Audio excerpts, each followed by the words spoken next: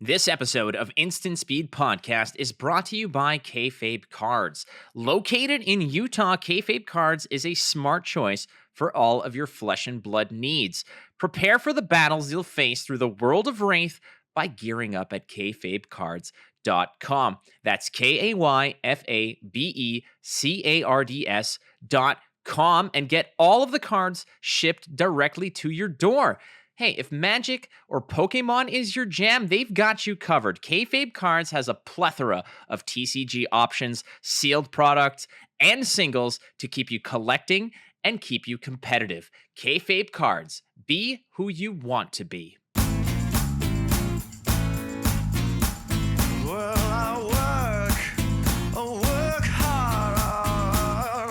How come everybody wants to shuffle my cards? And I think that it's true. This is the Instant Speed Podcast, episode number 69. Nice. That was an easy one. I had to do it. And of course, this is always brought to you by Kayfabe Cards. Our guest today, Mitch Leslie, and he has got some fire to spit. We're going to be talking about all kinds of stuff, not just the calling, but man, do we go off the rails, especially when you're getting to have a nice discussion with a good friend of yours. You typically do a lot of tangential exploration, and that's all I'll say. But let's hit the headlines, baby.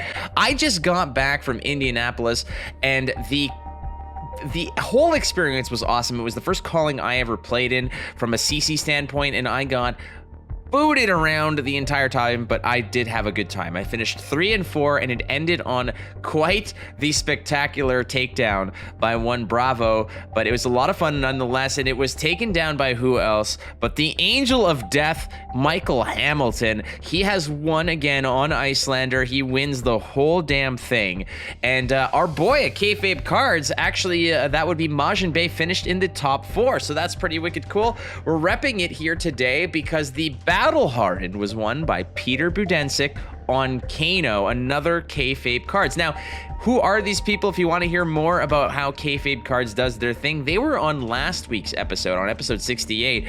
Peter Budensic, Battle Hardened winner. Majin Bay, top 4 guy. Well, they were on last week's episode, but this week we've got more to talk about.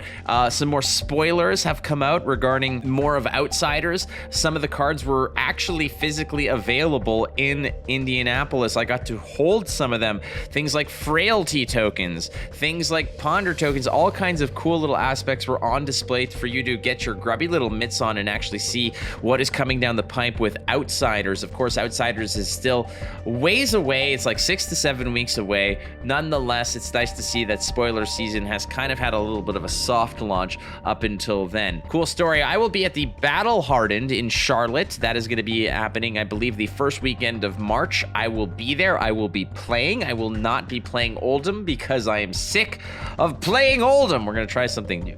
There's a lot of content that is hidden behind our little Patreon. So if you do want to support the channel, you can go check out patreon.com/instantspeedpod for as little as $1 a month. You can support my content at Instant Speed. It means so much to me, but it's not just about throwing a little extra couple bucks my way. There's some actual good stuff there. You have my Flake blog where I write an article or two a week breaking down some of the decks I'm playing, some of the things I'm feeling, a little bit of the musings that go on in my mind that I can't necessarily always talk about on the podcast because, it's some jungle up here. And we got to go throw those monkeys a banana now and then to keep them all sorted. Now, beyond that, well, what else can you get there? How about the podcast ad-free and the Go Again segment? The Go Again segment with Uber it gets pretty fiery. We do not hold back. So you guys got to check that out. Again, check out the Patreon. Goliath Gauntlet 2 is also going down this weekend. The semifinals are underway. The players are going to be operating under the bans. That's the way it's going to go. So new decks, new opportunities, and some really great players. Our guest, of course, is Uber, aka Mitch Leslie, and he joins us on Instant Speed. ISP is proudly supported by BCW Supplies. Yeah, all my cards, they fit snugly into a perfect fit, and then we slide them right into an Elite 2 sleeve. Those cards, hey, well, they're resting easy and protected in my Deck Vault 100. Ooh, it's a nice one. Well, all of my spiciest gems, well, they're on display in my Z Folio LX. Yeah, you could treat your collection with love by going to bcwsupplies.com. Use the code ISP10. Get 10% off all of your orders. Oh, yeah. And hey, maybe cards might not be your only thing. Are you into coins, comics? Maybe you want to show off your record collection? They've got you covered. Use the code ISP10 at checkout for 10% off your BCW Supplies purchases. BCW Supplies. Protect, store, display. The Instant Speed Podcast welcomes back one of our favorite guests. That would be Mitch Leslie, who now I think I can call you a Flesh and Blood caster. Like, is Overwatch League just kind of your side bitch now? Like, how do you say it? Well, here's the question. Do I have to get paid to do Flesh and Blood to call myself a Flesh and Blood caster? Or does it count that I do it on site? Because I don't think I've taken a dime to do fab casting, but it's taken up most of my time in like the last 3 months, at least casting wise. Well, I mean, I was going to say ask the people in the Calling in Indianapolis. Oh my goodness, we're already off the rails. Yeah, we're a little off the rails. Yes, but look, I mean, Overwatch League probably doesn't kick up for another like couple months. I've actually, just started negotiating with them, making sure I can build some time in that calendar for some Flesh and Blood fun this year. So, looking forward to 2023. It's going to be really interesting. I'm curious to see like what coverage for Flesh and Blood looks like, and how myself and you and the gang will have a chance or maybe not to get involved. But yeah, hopefully I can sink my teeth into some more of this game, because I think Outsiders coming is just gonna make it that much more fun to jump in the booth. But this is episode 69, and I made sure that you were penciled in for this one. That is nice. That is nice. You're kind of part of the fold now. I don't know how else to explain it, but I mean, you were, if not just one of, but probably the originating mind, brain spark that sort of birthed what Goliath Gauntlet is right now. Between yourself, me, Tannen, you were, in my opinion, I think that just sort of the motivating force. You were the one who had the epiphany of what this could be. So I think that your thumbprint or your fingerprint on Flesh and Blood in itself might not be felt by a lot of people, but for those who are unaware, Mitch Leslie is probably the godfather of the Goliath Gauntlet. So that's a pretty big deal, I think.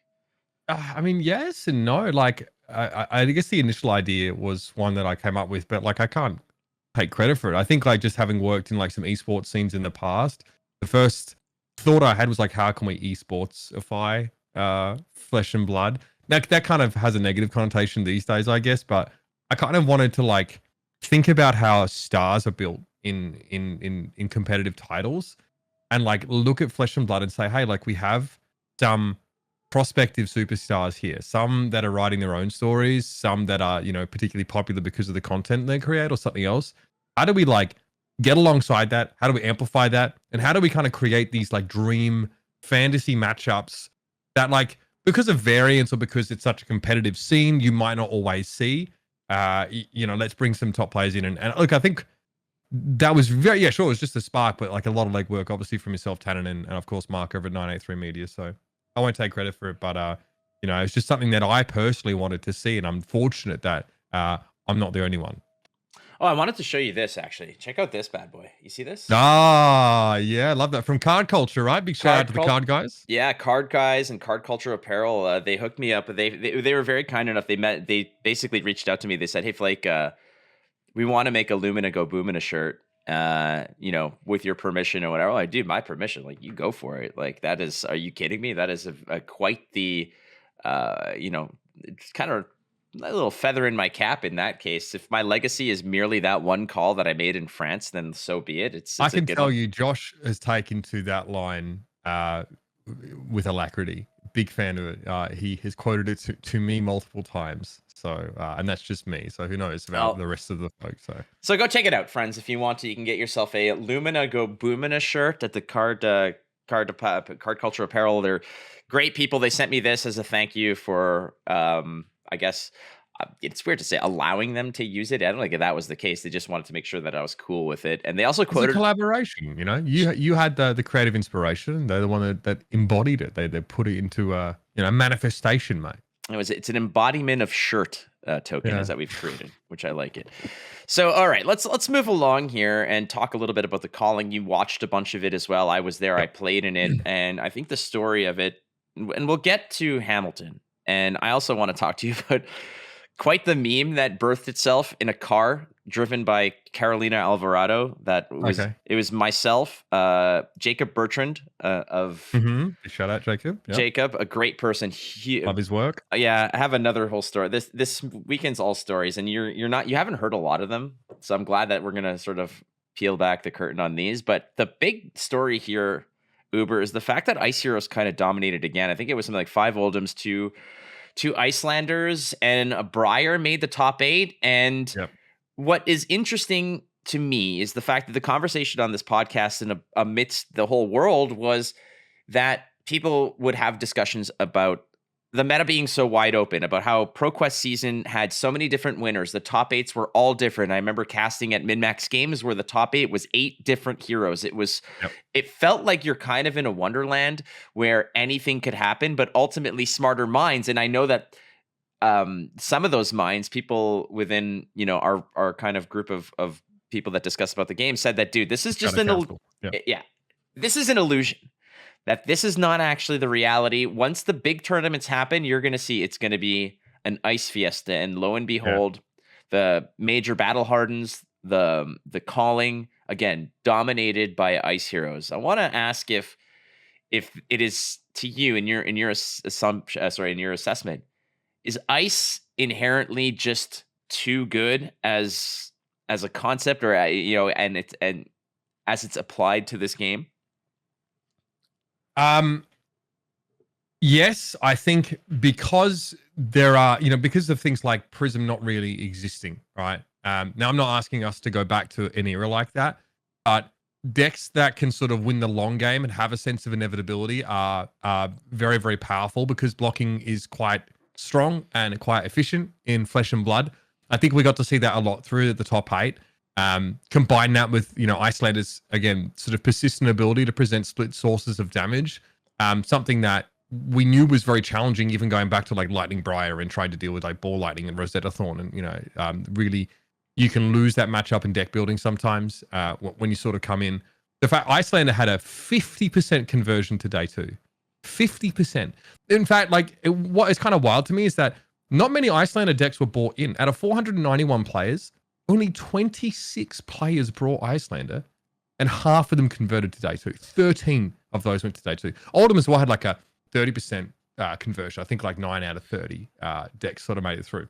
So that's mental to me. Absolutely bonkers. It is mental. But what's fascinating about that number is that the conversion rate's so high. Obviously, the deck is good because it keeps winning tournaments. I think that there's part of this is the fact that Wizard inherently has a very high skill floor for a lot of players to get into, because you can't just pick up a list. And this is what really bothers me. And I want to actually give a shout out to the most ridiculous tweet of the week that was replied to me, because I made a tweet today saying, just be happy Majin Bay has to focus on Runeterra now and then. Otherwise, it would be a Hamilton Majin finals from now until one of them misses a flight. And then somebody replied, I don't know if they're trolling, but if you're not trolling, you're an absolute idiot. And I'm happy to say that, because the reply I got was, it's overrated. Majin just copied Hamilton's list. Okay. Have they seen the Goliath Gauntlet 1? Oh, this is my reply. I was like, dude, I'm pretty sure thousands of people copy Michael Hamilton's list, but none of them make day 2 of a Calling, let alone a top 4, let alone win a Goliath Gauntlet while beating Michael Hamilton along the way. So I think that when it comes to this ice list, specifically Icelander, the conversion rate is so high, which you'd think that, okay, like this deck keeps winning. It won Worlds, it won US Nats, it wins all kinds of tournaments. Obviously, it's the best deck in the world, but I think that people don't play it because it's absolutely intimidating to play. Yeah.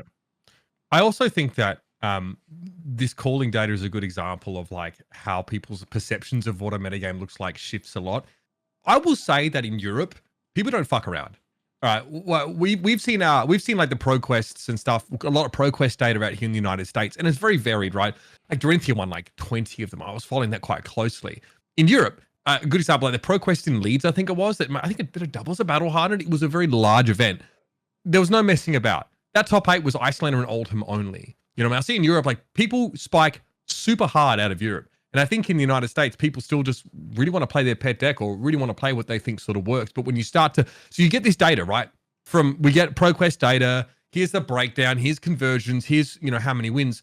That information is not as relevant when looking at a meta, I think, because frankly, at ProQuest, people can walk in there and just play what they want and still win. The competitiveness of those ProQuests is extremely variable, and also like the numbers, the conditions in which they're held. So like people probably looked at that data and probably took it quite seriously, thinking, okay, this really, is what we're dealing with. But it wasn't until the calling. I think the only like ProQuest, which is data that I take seriously, was the one that Fred Bird won. I think, this one I'm talking about in Leeds. But then the calling is a pretty good example of like, hey, look at this conversion data. Oldham and Icelander have like double the conversion of basically any other deck. Azalea as well is an outlier, I think at 40%, but I think one of those players was Levi Rauch. So, you can sort of make your own conclusions about that. And of course, Briar at 34%, which we kind of knew. So it should be a pretty stark indicator that out of 26 Icelanders, 13 made it through. Ice is still extremely powerful. Just on virtue of the way it taxes opponents and strips their agency away and blocks really efficiently every turn cycle. And you can say the same for Oldham, right? That is scary. And we see these hyper fatigue decks, like they are very, very hard to beat. We saw Nathan Crawford beat one of them on stream with a rights of replenishment loop in his Briar, but he lost to another fatigue Oldham later. So that is a very, very, very challenging matchup to win. It's very powerful. I think fatigue is a very effective strategy alongside these sort of ice tax effects in Flesh and Blood. Icelander players have this, it's like they're wired differently, and they're just wizard players, frankly. I don't think it's just Icelander players, because people like Majin Bay, who started out on Kano and then went to Icelander just because it's inherently the better deck, in my opinion. But when you're talking about these fatigue lists, I spoke to Charles Dunn at the tournament. We just had like some time, and he walked by and said, "Hey, Flake, how's it going? How's your Oldham thing going?" And I'm like, "Oh, I was getting the piss beaten out of me, but it was what it was." But he's like, "Dude," he's like, "Check." And I asked him, I said, "So how's Bravo treating you?" He's like, "I'm not on Bravo." He's like, "I'm on this Oldham list." And he showed me the list, and I'm just like wheeling through it, and I'm like, "All right, D-React, blue pitch, blue pitch, blue pitch. Oh, Crippling Crush. Okay. Life gain, D-React, blue pitch, D-React. Oh, okay. Pulverize." And I asked him, I said, "What the hell is this?" I said, this seems like quite a slog." He's like, "Yeah, basically it's a lot of blocking. And by the time that I send my first attack, I'm usually at about 55 to 58 life." I said, "You madman." And there's like a remembrance in there. Of patience is effed up, by the way. Another easy life gain card. It like pops the next turn, gives you 3 life. It's just another tool that fatigue strategies now have. It's gross, but you're talking about like, fatigue and discussing the meta in general, but like how does an Icelander bust through that? Like that takes a lot of patience, and I think that you'd have to do it with something like a Frost Hex sort of Ice Eternal strategy, something like that. But you never know, because at the same time, if you're like, all right, I popped off for like 28 damage, that only brought them to what, 25?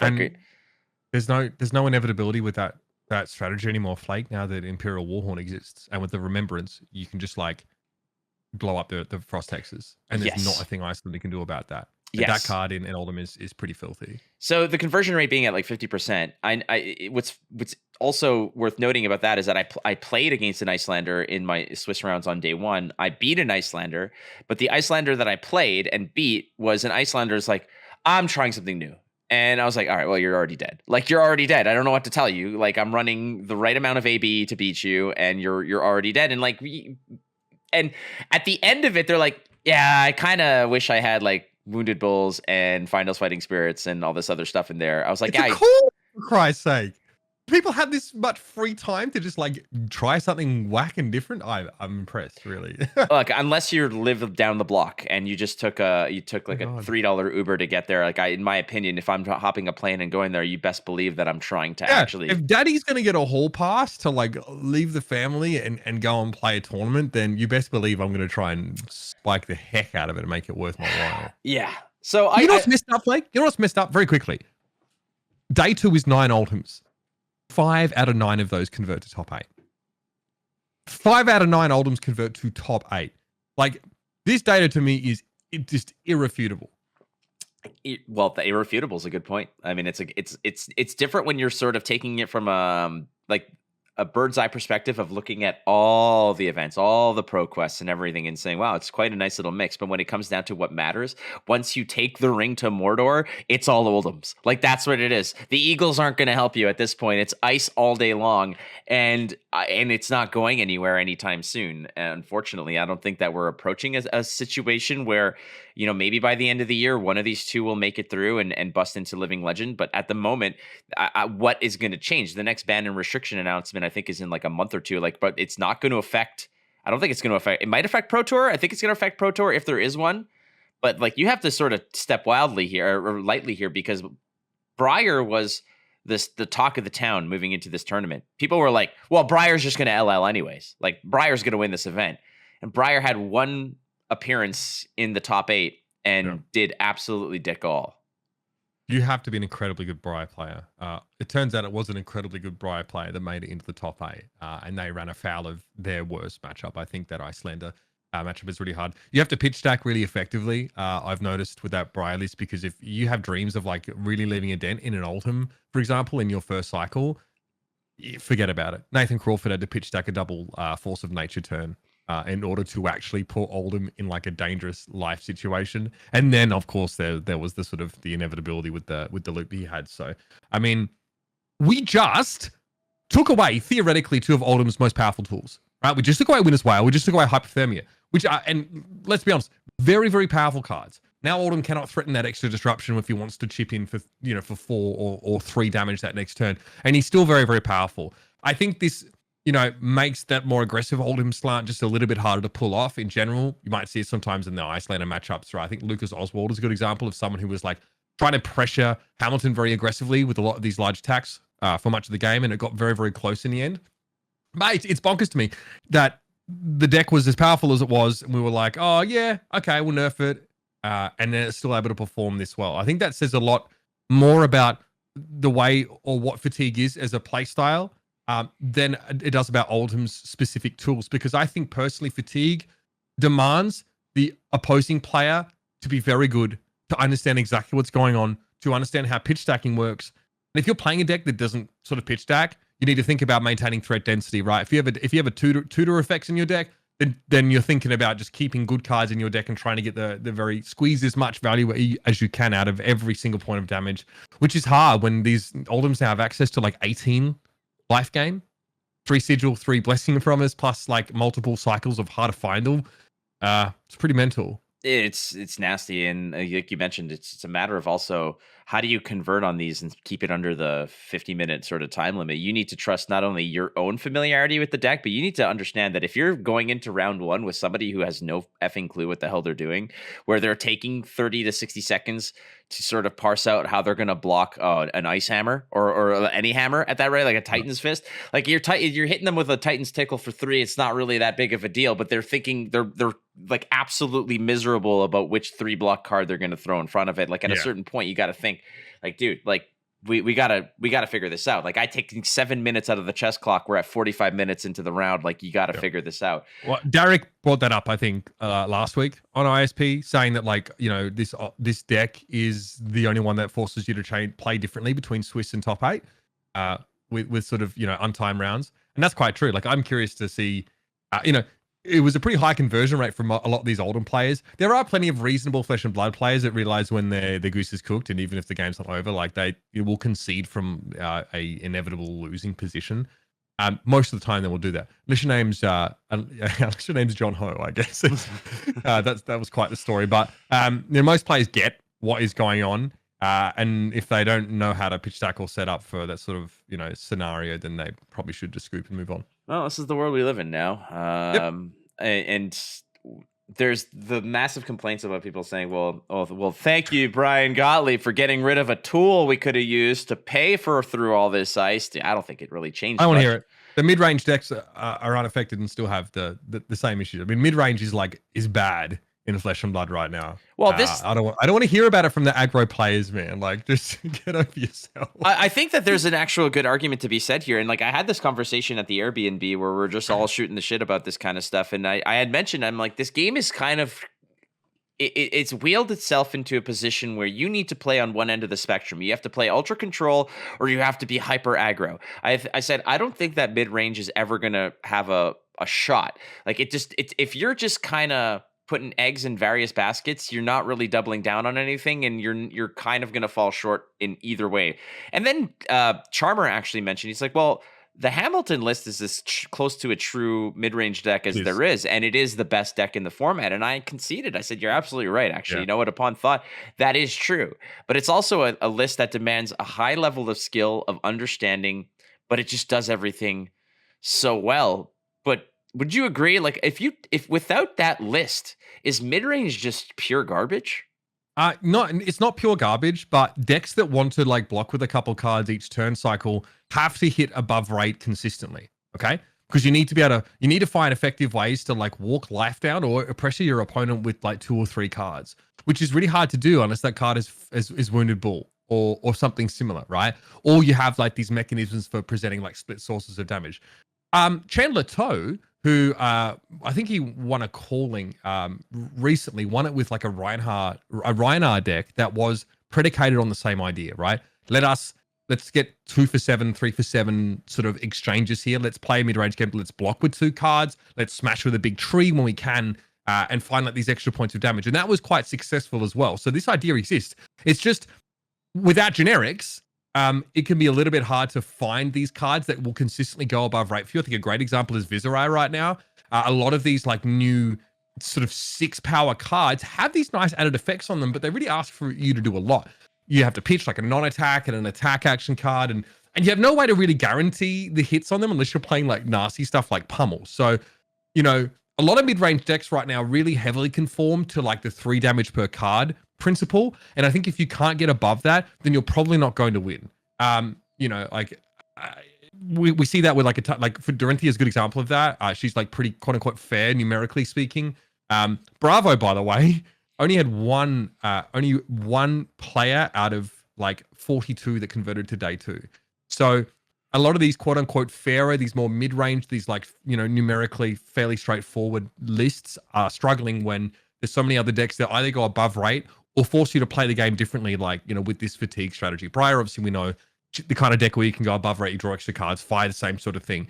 You have to be breaking this paradigm pretty consistently to have a deck that is really shining in this format. And that's why, like, I mean, you know, Dash, Reinhardt, Bravo, Dory, Viserai, Katsu, even Lexi to some degree, they're all solidly like very middling decks that is very hard to break into a top 8 of a kind of field like this against. If you're spiking, you're probably not playing a mid-range deck right now. The Bravo situation actually kind of caught me big time off guard. That was the one I was actually thinking about putting it through. One of the people that had one of the better showings, you said like one made day 2 or something like that. Only one. That's ridiculous. Only one Bravo made day 2. Charmer actually had a chance. I think he lost the win and in to actually make it to day 2. I think he was like 4-2 going into round 7 and unfortunately lost. He also bumped into Majin Bay on the way. So like, let's get real. Like you're getting put through the Wizard Buzzsaw on the way there. One of those Bravos in round 7, I've never been to prison, but I feel like I have been. I know what it feels like to be welcomed in there because the absolute solid bodily abuse that I got on my round 7. So big ups to Ashley Briggs, who made me a poster child for abuse, for elder abuse, because Oldham got spanked. My round 7, and I mentioned this, and keep in mind, this isn't salt. This isn't being angry. This is me being in absolute awe. It's like if you're in a room and someone farts, it's like, oh, dude, come on. But if it's magnificent, you're like, oh, ooh. That's I'm glad I was here for this because real potpourri kind of like, but like it's something a little bit extra. The game was essentially. I think I went first. I think I swung my hammer, my sledge, and then the game proceeded to be Dominated Crippling Crush, dominated Crippling Crush, dominated Spinal, dominated Crippling Crush, dominated Pulverize. Then I had a reprieve. I could catch my breath. Okay. I got showtimed into a hammer for them to get the Pulverize into a dominated Pulverize. That was there was a crowd, and it was like watching a public execution, and they're all like, yay. And I'm just like, dude, I was a passenger. I was a spectator in my own murder. And I literally said, like, okay, like, I don't know what to do. Somebody give me some chalk to just trace my body here. Like, this is where it went down. It was magnificent. But when you look at Bravo from that perspective, you're like, how can you lose? And then there was only one Bravo that made it through. So who are beating up the Bravos? The meta is so fascinating because it just ends up being a matter of disruption seems to be king, because that's what Oldham does between ice reacts and pummels and on-hit crush effects, and Wizard and Icelander doing things like, okay, you have a plan, but we're gonna gum it up with instant speed frostbites at the most awkward times. Yeah, it's and like who's killing Bravo is a good question, because obviously, like, at face of it, a lot of people felt pretty good about the list coming in. I think that, like, I don't know what that Icelander matchup is like. It's probably not great. The Dash matchup is horrendous, even with the smashing good time tech that you see Bravo's bring. Like, it is, man, like, forget about it. I think it's pretty debated. I think, like, what the Dromai Bravo matchup sort of looks like here. I will also say that in the first round of coverage, we saw a Bravo game. I forget, like, who the Bravo was. The Bravo was playing as someone pretty well known, and, like, it was not close. The Bravo was, like, consistently trading down on every turn cycle. It just looked pretty bad. I think, like, in the 5 versus Bravo matchup as well, like, a lot of 5s they tech in, and if there's ever any turn when they have to worry about disruption, they usually have access to, like, 3 sync below in the standard list, like the Rutkowski list that we normally see. So 5s can navigate that matchup to some degree. But I had a few locals here. SoCal is fucking teeming with Guardian. I don't know what it is, mate. Everyone's a fucking Bravo. It's mental. God, it just breaks my balls. And a lot of them were very surprised. They were like, oh, if I was there, kind of thing. But the consensus here is that, like, Bravo's still fairly well positioned. But again, I wonder, like, how many run afoul of, like, the Icelander situations, because I always kind of felt that, like, Bravo and Oldham, like, your experience was decent. Oldham doesn't exactly have the ability to sort of disrupt Bravo, whereas Bravo can just sort of go hog wild. And yeah, when he gets tempo and if he has back-to-back Bravo activations, it's bad. It's just really bad news. No, I made it into the headlines the next day. It's like, murder in Indianapolis. I play the matchup frequently as Drinthia because it's fucking SoCal and I had to deal with it. And if I slip up once, if I, like, mess up a turn cycle and, like, don't get tempo when I need it, I will get folded by Bravo. Yeah, your laundry. Like, forget it. Like, you get rinsed, absolutely rinsed and folded in short order.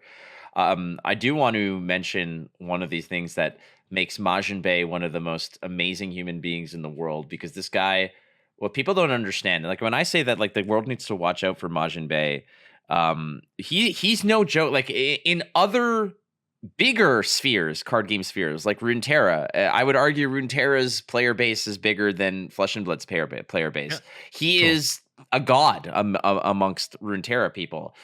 He is a frequent world or ladder #1 player. He's just like, he's a big deal. He comes over here in his spare time, picks up a hero because he likes to, and I quote, I just want to play a hero that draws cards. So Kano it was, and now this. And just goes through it. But the majesty that is Majin Bey is that Majin Bey is all about just having fun. Like, he doesn't sweat it too hard. He just wants to go. He doesn't sweat the losses. They do kind of follow him and haunt him a little bit, but he knows that he's a good player and that he'll have other opportunities. But what made it hilarious to me was that on Sunday, we wanted to go out for a really nice dinner, so we got reservations when the only time we could for a 10 spot at a really nice steakhouse called St. Elmo, which is, like, apparently world famous, or at least it is to people who have heard of it, I guess. We had a 10 spot, and we're like, well, option A is the reservations were at 4, and we're like, option A is you don't make it in the top 8, and you'll you get to come with us. Like, we got a spot reserved for you. Option B is you're doing really well. You're in the top 8 and you're not going to make it, because I think round 1 began, or the top 8 began at like 2:30 p.m. or something like that. So like, Yeah. dude, I feel like they didn't take a huge break in between the end of Swiss. Like, it felt like I remember Ethan saying on stream, like, oh, they're actually starting a bit quicker. So props to them. I didn't have to sit around and wait for it. But yeah, about 2:30. Yeah. So we're like, well, dude, like it's win-win for you. Like, either you scrub out, which sucks, but you come out and have a great dinner with a lot of great people, or you're doing well, and then, dude, like, who cares about dinner? And Majin Bay, being Majin Bay, wins round the top 8 and is like kind of upset because he wanted to come out for dinner and hang out with us. He beat Tariq Patel, by the way, and he's disappointed. Beats Tariq Patel. Again, for all of you who think that this guy is just a net decker, like, get real. You guys are absolute donkeys if you think that. He comes up to us and floats the idea of conceding the top 4 so he could come out to dinner with us, because he's like, kind of really want to have a good dinner. And it's like, in that Majin Bay delivery, and we're like, you fucking idiot. You're dealing with someone who has tasted no shortage of success, I think, in his competitive endeavors, and probably feels like he can take or leave at this point. Now, I am guessing, because I wasn't there myself, but that's the only way I could figure out that he's rating a stake higher than a top 2 berth at a calling. Well, he was a little bit upset because, like, I think the worst thing possibly happened is that he lost in the top 4 and messaged us, and we had filled that slot for 10, and it was like a really nice restaurant. It's not one of those places where you can try to pull up a chair and, you know. No, yeah, you can't roll that. We were already pushing. So we got no chicken dinner and no steak dinner, is what you're saying. Bingo, exactly. So the worst thing possibly happened, which was he lost in the semifinals. But the guy's an absolute legend, and, you know, in the grand scheme of this game, I think when they're writing down like who are the top 50 players ever to play the game, if he just needs one, he will win a calling. I am as soon as Michael Hamilton decides that he has enough freaking hardware and money, Michael Hamilton's wife needs to get involved here for the sake of the fucking game. Like, tell him he's not allowed to go. We need the whole pass to get revoked at some point. Yeah. You know what I mean? Oh my god. Yeah, it's pretty. Here's what I think. The human version of LLing is that Hamilton gets an offer he can't refuse from LSS, has to go work for them, and then is not allowed to play in callings. That's how I see it going. Well, how else are we going to win fucking tournaments? This guy the guy hasn't lost a sanctioned game, I think, in, I don't know, like, it feels like 2 years. I will say that, like, he's a great, he obviously quit his job to pursue Flesh and Blood. And I mean, I've got to imagine, this is why I really enjoy listening to, sorry, this is a mild tangent, but I enjoy listening to Michael because he has no ego about him whatsoever. He's the perfect poster child for Flesh and Blood competition because of his demeanor is just fantastic. You know, Nick Butcher, feel free to take notes, mate. But he spends like tens of hours a week, like full time, learning this game, and you get to hear him speak frequently on his podcast alongside Rogers. So really valuable if you want to check out. I know we're no free promotion, but you can go to the MNR podcast. Well, it's worth listening to because the guy is he doesn't have a ton to say, but what he does say is loaded with meaning. He doesn't mince words. He's very he's like a sniper. It's like one shot, one kill with what he wants to say. But he's also like, Michael Hamilton is one of the nicest dudes, which is why when he won this is the meme that got birthed in the car. We were driving back from dinner. It was myself and Blevins. John Blevins were in the back seat of Carolina Alvarado's car. We shared the back seat with a mannequin because why the fuck not? Because for the cosplay, right? For Jesus Christ. But it was a mannequin with like bloody arms and stuff. It looked like we were going to a fun house. It was weird. And Jacob Bertrand was in the other seat, and we are just talking about how he is the guy. And I said, I'm like, yeah, this is a guy. I said, he's such a goat. I bet you there's a bunch of like Make-A-Wish kids on their deathbed that ask to meet him before they die. And then he just shows up like John Cena, like doing Make-A-Wish visits, which then became him being the angel of death. I said, Michael Hamilton is the angel of death because he's the last thing that these poor kids see before they die. And Blevins... You already come up when you're sat next to a bloody mannequin, just quietly. Well, I know, but we were also in traffic because I was in America and there was a shooting at the mall that we were parked in. True story, but we didn't hear about so exactly. Like we got the full experience.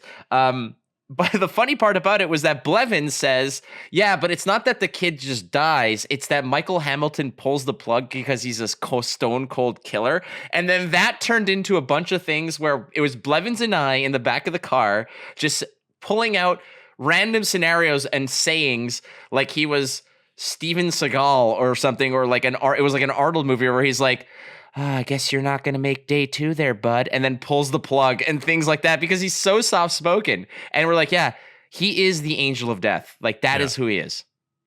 Yeah. I mean, I just see him like, it's like the meme where like the Reaper's visiting the doors of like esports teams use it all the time. But I just like see like all these callings, right? And he's just like going in there and just sweeping them and coming out with it.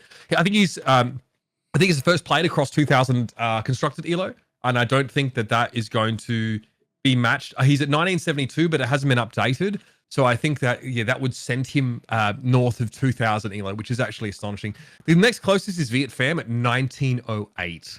100 elo, just cleanly gain 100 elo is very, very difficult because quite often you're losing more than you gain at that point. That is absolutely freakish. I don't know if we'll ever see anyone else sort of reach that total.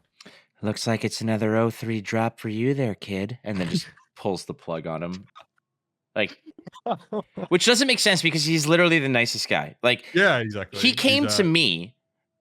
So I'm sitting there, my game wraps up, and diagonally from me at the table was Roger wearing a mask. And he's like, Flake, it's nice to meet you. And I didn't recognize him because, again, everyone's wearing masks. And, sometimes you just, you don't see people.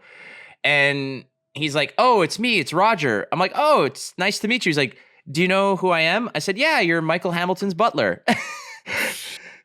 and then Michael Hamilton literally shows up. And credit to Michael Hamilton, who, again, is like, God. The guy is a god walking amongst peasants. Like, that's who he is, right? And he's like, Michael Hamilton's like, hey, Flake, how's it going? I'm like, good. He's like, so what do you think of the bands? Like, how do you like like losing Winter's Whale? I'm like, you really give a fuck what I think? I am an ant, man. Like, you are Galactus, and I am a speck. I am cosmic dust, and you are here to ask my. It's like it's not like, how he sees the world, though.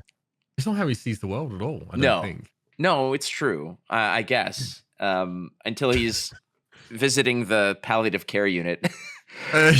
Sure, yeah, then it's a different. Then everyone's dust. Yeah, sure. Oh, looks like Awakening's still banned for you there, bud. Like I couldn't. I don't know. I just couldn't ask for like a better representative for the game. I think at the top level, there are like a lot of great names in like the top 10. Let's just take Elo for example.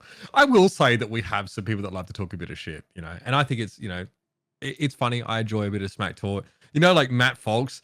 Like, ripping up some deadlifts, being like, oh, yeah, most of my opponents are going to weigh this much. Like, I'm okay. Like, come on, like, fuck, all right. Okay. Yeah. So I'm glad that, I love a bit of trash talk, maybe not from our number one undisputed player. So, yeah, big shout out to Michael for being a great role model and a great representative for our gamers. We look to continue to grow Flesh and Blood globally. Well, and that's why I said, I'm like, he's like the John Cena of this sport because he just wins consistently and he's a really nice guy, and also because he has more Make-A-Wish visits than anyone else in the world, or will have at the end of it. But it's funny you should say, because having these types of people at the top of the ELO rankings and having personalities and finally coming to learn more about them and hearing them speak and such like that, like that's where I want a Nick Butcher and a Matt Folks to come in and play the heel role. And like Matt, like Nick Butcher is somebody who I've spoken to a lot. And what's funny to me is like Nick Butcher was kind of like talking shit about Goliath Gauntlet and whatnot, where he's like,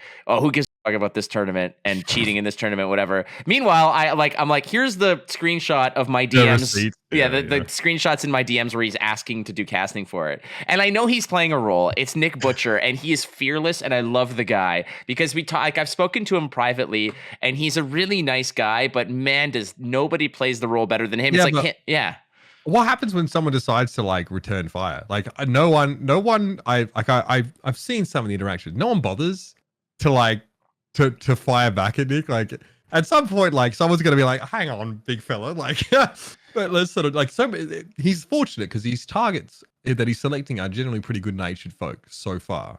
we'll see if that remains to be the case. So eventually someone's going to get fed up with this kind of smack talk. And, yeah. Undertaker meme of like Nick Butcher saying stuff, and then it's just freaking Michael Hamilton behind him, just being like, "Heard you've been talking some smack there, kid," and then just pulls the plug on his entire. Yeah, exactly.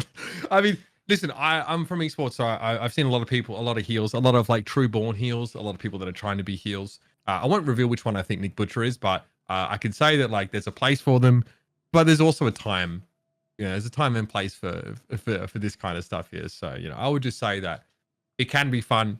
You definitely need to be a certain type of person, though, to be able to really own it. So I like having personalities. This is kind of the reason why we try to like help them shine a little bit, I guess. And like, I think a lot of flesh and blood content, we got some pretty, some flesh and blood content creators with strong personalities, which I think is good. I don't think we need drama necessarily. I don't know if we really need that, because at the end of the day, it's a community. I think it runs a little bit counter to the idea of like, trying to have drama and, have all this sort of division and shit talk. But I don't, that's, I mean, this is a bit of a tangent, by the way, as we're talking about personalities. Oh, that's fine, dude. Yeah. We're sort of contrasting him to Hamilton a little bit there. But, I want to build stars. Like the way I see my role in Flesh and Blood going forward is like helping tell stories, or like helping create stories, or helping create the fertile ground for stories to be planted, sprout, told, whatever you like. So, I think so far I'm really enjoying sort of the last year, or I think I've only been playing for about a year. Mid Everfest is when I started. So it's been a good ride so far. Oh, it's definitely been a great ride. That's what kind of like when I prefaced this before we even started recording, I said, dude, there's no notes. Like, have you been on camera before? Are you familiar with microphones? All right, we'll figure it out. But I guess this is actually, there was like, that's like a question I get a fair bit from people. Just I wanted to talk about the drama in Flesh and Blood stuff. Oh, it's great. But there's drama that is centered around players winning and losing in the actual environment of a tournament, and then there's drama that sort of bubbles up based on bullshit and people who want to get ahead by clawing over others. Like that's also part of it. Like, like here, this is one of the questions that I was going to ask in the Go Again segment, but we're on the fucking tangent, and I think it's worth talking about, where I said, is drama good for the game, and what kind of, drama and stuff like that would you want to see created? And I think that I like you, I want to create and enhance a narrative that is sort of already, planting roots within the trajectory of the player's success in their program, their progress through a tournament, but having their personality go through. Trust me, I know within the esports world, it is incredibly difficult to find somebody with a personality who is not just has a personality, but who is willing to sort of put it on display within that scope. Like hockey players, you need to go to the FGC or Call of Duty or maybe Rainbow Six is where you might find it. Sure. It's rare. But it's out there. And what I like about Flesh and Blood is, having casted Gwent for 4 or 5 years, there was one player who had a personality. The rest of them were all bland as shit. And it really made for, awful anything outside of the tournament. Like as soon as the match started and ended, that was the crux of it. In Flesh and Blood, I find that there's so much more stuff that happens on the sidelines, stuff that sort of develops afterward. People like Nick Butcher that kind of call out the bullshit that they see. People like Matt Folks, who put out the videos and whatever. Like when Matt Folks was talking about offering people coaching for like physical fitness, I believe the tweet he put out is like, "Are you tired of looking and feeling like a giant piece of fat shit?" It's like, okay. It's like, all right, that's So I think we need more of that. I think Magic Twitter is pretty frightening to me. I'm scared of Magic Twitter. Because it's like it's very diverse, which is not a problem. It's the polarity though that you get on either end of the spectrum, whatever spectrum you want it to be. There's a lot of like both sides. So it's like for me, it's very hard to like understand, get a consensus from Magic Twitter. And then there's EDH plus versus like people that play modern or play like other, I would consider more competitive formats. Please don't crucify me for that. So that's like if I look at that, like I don't necessarily know if that's where we want to get to, but Flesh and Blood is built around community, right? That's kind of the whole point. That's where competition exists in the face to face. So that's a great fertile ground for like developing narratives. For me, as someone who's cast esports for about 10 years now, one of the there's like a few tenets I try and stick to, because you need to have some integrity when you are telling stories, right? It's really important that we don't over editorialize things, because it's quite easy for the truth to get lost. And basically, you know, if there's like an incorrect narrative that does get pushed, like it goes from person to person online, and it sort of just it ends up being completely bastardized, I think, from like what the crux of the narrative is that maybe you were trying to develop, or the truth. It gets a long way from the truth. And like a lot of people maybe that are involved in said narratives just don't have the wherewithal, the interest, the time to like tell every idiot that they've got the completely wrong idea. So a big part for me about like telling the right stories, because I'm trying to partner alongside the players, because I want to incentivize them to be open, to be themselves, to engage. But if you make that hard for them, or make their lives hard as a result, with, you know, a good example is like not being a good custodian of their story, then they will be less interested in, you know, entering into that arena, into that space, and then you'll lose them. In Overwatch, like I think we have a problem with players being pretty afraid to show personality, because the backlash from the community is immediate and quite severe. Any sort of sign of like egotism, or you know, people that are talking trash, like a lot of people don't really have the stomach for it in that community, and they are not afraid to give their feedback directly to the individual that provides it. So a lot of players that try and get a little bit spicy, have a little bit of fun with it, get cracked down on very hard by like, you know, thousands of people who just don't feel comfortable with that, or don't understand it, or cannot see the nuance, or don't realize that it's just for show. So I've always tried to like, you know, help players be that way, and get out like to partner with them in telling their story, and like helping them sort of you know, project the image of themselves that they want out there, which is why it's really important, I think, to like be in touch with players and talk to them a lot, because a caster is actually a journalist in many ways. I have not been to, you know, I'm not studying journalism or anything like that, but there's a lot of things that are quite similar in terms of how we tell a story. So I think in Flesh and Blood, like it's something I really want to bring out more. I have noticed a lot of people that don't have the stomach for this quote unquote spiciness. And the wonderful thing about Twitter is that everybody gets a voice, and those voices are weighted mostly equally, because of the way the platform works. So there are people that maybe, you know, their opinion may not be informed by fact, yet their opinion will be as visible as other people's to a degree, right? Unless they're like a bot. So And represented as fact, and that's the problem.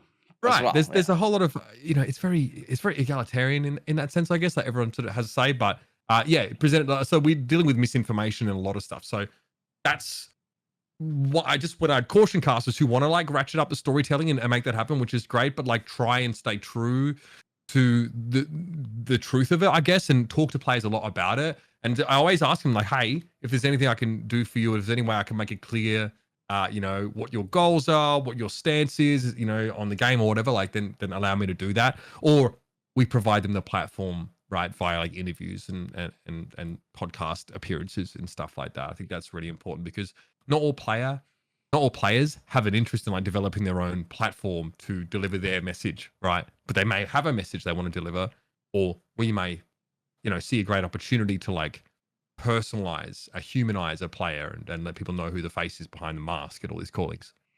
And it's nice to see, and that's why part of that is what we kind of try to do with Goliath Gauntlet as well, is bring these personalities to light and bring some of the bigger names and the bigger personalities onto the big stage. Not just the best players, but some of the best people in it. I do want to say I want to share a quick story about what happened to Peter Budensic, who is one of the Goliath Gauntlet 2 competitors. Peter Budensic won the Battle Hardened. The Battle Hardened is the size of it was such that if you needed to basically, if you were X1, that was not a guarantee that you were going to top 8. It was XOs and maybe 1 or 2 X1s were going to make it through. Wow. Peter Budensic goes 3-0 on Kano, goes to the bathroom. Number 2, I would imagine. spends some time in there, leaves. On this way back to the area, notices that like Majin Bey is playing and just kind of like is sitting there or standing there, like kind of watching a little bit of that match, completely oblivious to the fact that his round had begun. So Peter Budensic finally, it comes to the realization, oh shoot, I think my games are starting, runs to the table, didn't hear any announcements or everything because he was in the bathroom. Sure. Because he went to this pub called Kilroy's for 3 straight nights is what he told me. And they don't mess around when it comes to fried food. I'll tell you what. Shows up, gets an IP3, narrowly pulls it out, but loses. So he's now X1, and then runs it back, squeaks in, and wins the whole damn thing. That is incredible to me. That is absolutely incredible to me. That he could have actually just run the table, but his IP3 was because Kilroy's came back to haunt him, and then he got distracted by other games, and he was it just didn't compute with him. I love Peter. He was my second round opponent, a ProQuest here in Southern California that I played at, the only one I played at. Really, really pleasant bloke, very good. I mean, the guy plays super fast as well. You got to be careful because playing against someone like Peter who plays as quick, he was playing fire, so maybe he didn't have to tank too much. But playing against someone like Peter, you feel like you ought to play fast too. Don't do that because Peter can play that fast because he is extremely, extremely well practiced. I mean, he was on a whole tour. He's obviously Vegas native. He came down and did like all the pro quests and SoCal. He ended up winning that one that I played against him in that second round. I think we had a good game. I'm not sure if he was just being nice, but there were a few inflection points for sure that we had to sort of navigate in that sort of matchup. And it was a great time. But the guy is incredibly good, and he loves Kano, right? He obviously was one of the people that really was on to fire very early on, and sniffed out the stubby hammers sort of combo very quickly, and has since sort of worked on that fire list and CC a lot. I think he had a tough one at the calling, but able to turn around. And we saw him play Kano against Hayden Dale, of course, in the Goliath Gauntlet. So big Kano fan, obviously very powerful in Blitz. So big shout out to him. Yeah, he's very well liked out here. So I can attest that he's got a great reputation. He's also a really pleasant guy. So good luck with the rest of your tournaments coming up, Peter. Good guy. Yeah. Make sure that you take some Imodium before you do that, so you don't accidentally get scrubbed out of a tournament. Goliath Gauntlet 2 is underway currently. We're recording this on the 7th of February on a Tuesday. The matches will be premiering, I believe, on the Friday for the semifinals, which is going to be exciting. Goliath Gauntlet 2 has, in my opinion, been as much, if not a bigger success. Again, a lot of thanks go to Kayfabe Cards for that, LSS as well as the community, just in general, for supporting it. What is your vision of what Goliath Gauntlet looks like beyond this? Like, what is Goliath Gauntlet 3 and what is Goliath Gauntlet 10 hypothetically? Yeah.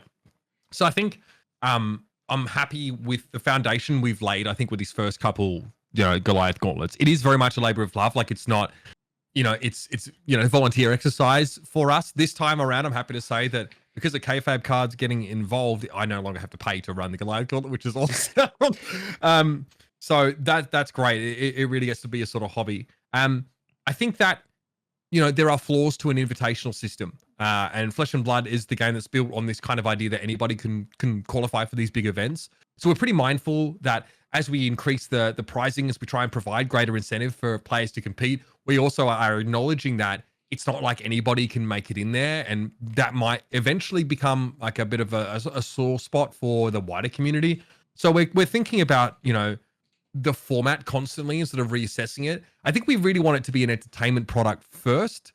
And then, we want to make sure it's worthwhile for our competitors. That's like number 1 and 2, I think, for, in either order of what's important to us about the Goliath Gauntlet. Flesh and Blood content on YouTube is stepping up in a big way. The last year has been great, I think, for content on the space. Like, a lot of our sort of more endemic content creators have remained and they've really leveled up their work. And we've seen a lot of other people start to add to that, which I think is going to be huge for the growth of the game, as well as for like the average player's understanding of Flesh and Blood. So the overall level, I think, is going to increase as a result of that. We're thinking of ways like increasing the production value. So I think we'd like to find more ways to bring the players' personalities out. That's like the thing I'm thinking about a lot lately. Getting some interviews with players, getting like, an opportunity, sitting down with them before the tournament starts, throw them some questions, try and get their like a post-match interview from the winner, things like that, things of, ways to get the player in, because we do want a star build, but right now we're only leveraging the player's ability, which is important, but it's not the whole thing. We invite these content creators, these big personalities, alongside a celebrated sort of and well-known competitors. So we're definitely thinking about, okay, do we have the opportunity here to expand on how we're like, exposing these people to the flesh and blood world? So that's definitely something that I'm thinking about a lot. I think that like the idea of one day getting our Goliath Gauntlet in like a live setting would be kind of sick. Like small scale venue. Think like a bar kind of environment with like feature match setup, and we just run it over the course of the day. It's like an invitational, and everyone's going to be in the room, and we can have them come up and grab the mic and talk and guest cast and sort of shoot like a bunch of other segments. I think that'll be really cool. Definitely further down the track, and it's something, again, we just basically we get sponsorship to fund the pricing for this, and then we just go and do it. So I'd love to find a way to like pay our producer Mark, for example, for the sort of work that he does and stuff like that. And then honestly, lastly, there's like a bunch of players from some more far-flung countries that I'd love to get involved. We acknowledge, right, that it's very like US heavy, US and Canada to some degree. Europe has like a ton of incredible players, and so does Asia. So like I'd love to bring in players like Xing Sang and like a lot of the Hong Kong crew who've really that's a region that doesn't get to be explored that much, but it's got some fantastic players. Guys like Fuad Omar, who I think was like top 8 at Worlds. Guys from like Germany, if we can, from Taiwan, and some more players from Europe in general. So we'll work on that. But it's logistically, obviously there's like a time zone difference a lot of the time, and our ability to like show the players play space depends on the hardware they have. So we don't always have as much control of that as we'd like. But yeah, there you go. Not exactly a brief version, but I don't know if you have anything to add, because you're just as much a part of this as I am, Flake, and we're always thinking about what we can do better. Well, one of the names that I said, and I think I went above the sort of the three-headed monster that is you, myself, and Tannen when it comes to Goliath Gauntlet. I went above you guys, or I circumvented our little discussion, and I literally just said to Dagan White, I said, Dagan, you've got to be in Goliath Gauntlet 3.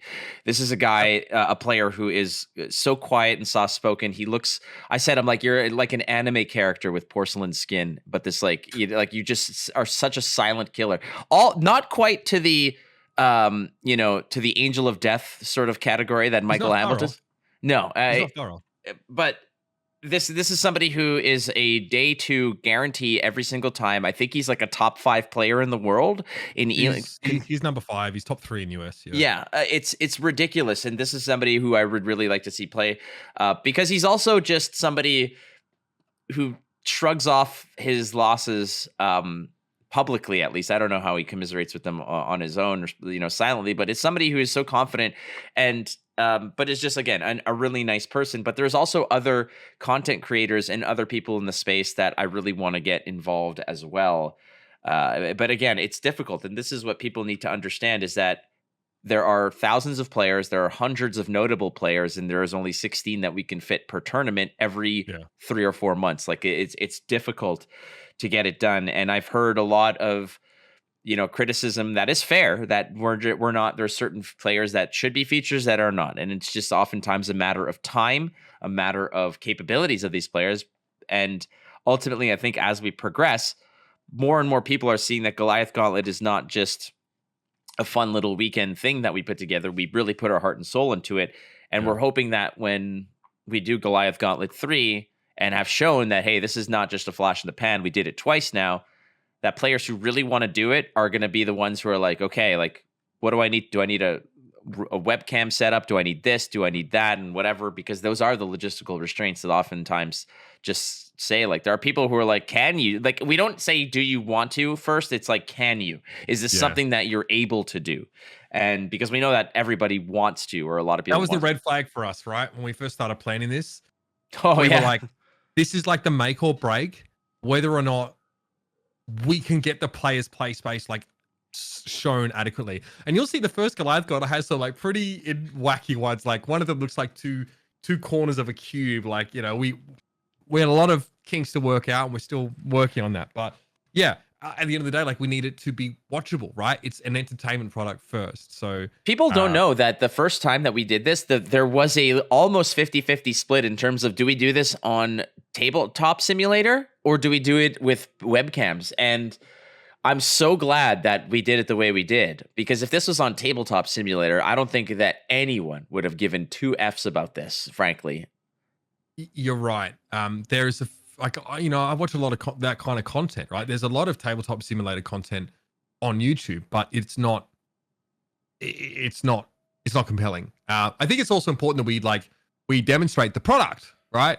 You know, this is something that we are trying to partner with Legend Story Studios, and they have partnered with us by providing incredible pricing and also like, you know, marketing support. So for us, it's like, you know, we want to show their product, their game pieces when we can. And, you know, I think it also allows like opportunities like people like Mara Faris, for example, who's an altar artist, to show her work. And multiple players actually have pieces of hers that we've seen, even like her Frostbite tokens, for example. So I think that there's a lot of self-expression that comes from play area. I don't know about you, but my playmat is like Dorinthia, an anime Dorinthia and an anime Surf and Surf Etched, right? It's one of the paper collective ones you get off Etsy. Like I love that stuff. I love like, you know, my game pieces and stuff. I always love to try and like, you know, sort of bling them out a little bit. So yeah, it'll probably always be webcam, right? But ideally one day we can create like a feature match area and have it done in person. I think that's probably the ultimate goal. But we want to demonstrate that like this can be a fixture of the Flesh and Blood world, and keep using it to supplement the storytelling that comes out of big events. That's, I think, the most important thing for us. Well, sometimes you just want to distract your opponent with some giant anime titties while you're fusing a force of nature. I mean, let's get real. Like it's totally part of it. Like whatever advantage you need, you take it. Listen, we haven't had Red Zone Rogue in this one. I don't know what he's playing. Not it. He was in the first one. Kellen was in, and he was a very well behaved player, Matt. Big shout out to Kellen. Thank you.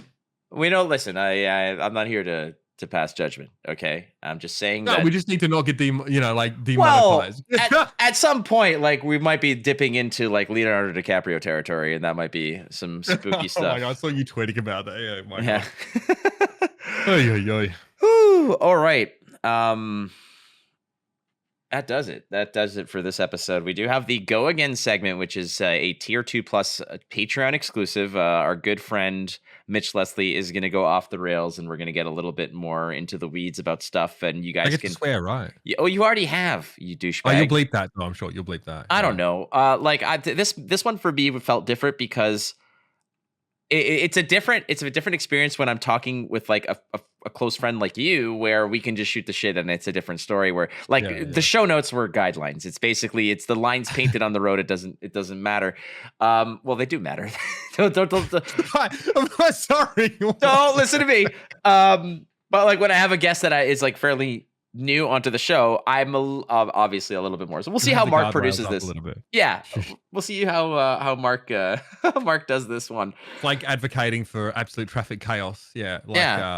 Like the streets of Bangkok. That's whack. Precisely. Have you guys, if you're out there and you've played F-Zero for Super Nintendo, you know that you could just bounce it off the rails. It's no big deal. Like it's all good. It was like partnering with the Calcutta Traffic Commission here. Yeah. Love that. Where you're dodging, an ox. Rickshaws and oxen. Yeah, love that. Oh, all right. Well, Uber, I don't think people need to know where you're at, but by all means, if you want to give your coordinates before we get into the nasty stuff. Yeah, sure. You'll find me on the Goliath Gauntlet, youtube.com/983media. One of my favorite things to be a part of in general, actually. It's been great. Twitter, I'm UberShouts on Twitter. You'll also find me waiting for an offer from LSS to cast their Pro Tour. I'll hopefully see you there. Fingers are crossed. That's a whole journey that we navigated through, so we're happy about that. I can happily announce nothing. I don't think I can, so we're not going to. Until pen's to paper, I'm not going to say anything that I'm not supposed to. Good idea. Very good idea. But I'm still very much somebody who adores casting Flesh and Blood, and I will cast every event that is reasonably offered to be. That is a true statement. But friends, thank you. Reasonably offered. That's the operative. Reasonably offered, correct. Ladies and gentlemen, boys and girls, thank you so much for watching and listening to the Instant Speed podcast. To our sponsors at Kayfabe Cards, we love you so much. And big shout out, obviously, to Majin Bey, who top Ford at the Calling, and to Peter Prudensik of both of Kayfabe Cards for their awesome performances this weekend, and obviously to BCW Supplies. Use the code ISP10 at checkout. Get 10% off all your orders at bcwsupplies.com. And to our patrons, if you are not a patron, please go check us out for as little as $1 a month. You could support me, and Lord knows I need it, because therapy is not cheap, friends. We love you dearly. Don't forget, you're not losing if you're learning. See you next time. Well, I